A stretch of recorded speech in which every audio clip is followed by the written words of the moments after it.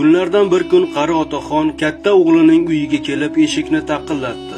Eshikni kelin ochdi va cholni ko'rib lom-lum demasdan jahl ustida erini chaqirdi.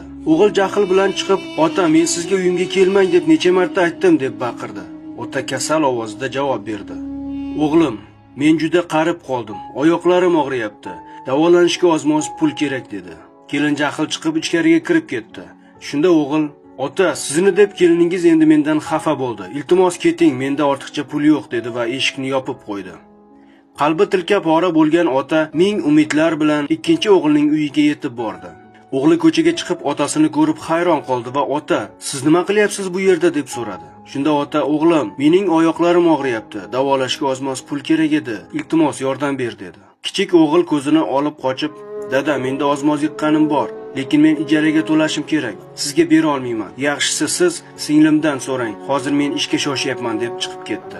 Qalbi chil-chil singan ota qizning uyiga yetib keldi. Qiz otasini ko'rib xursand bo'lib uyiga taklif qildi va "Otajon, sizga nima bo'ldi? Nimaga buncha g'amgin ko'rinasiz?" deb so'radi.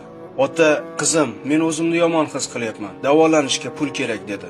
Qiz shunda: "Otajon, mana bu pulni oling va hech ham xavotirlanmang.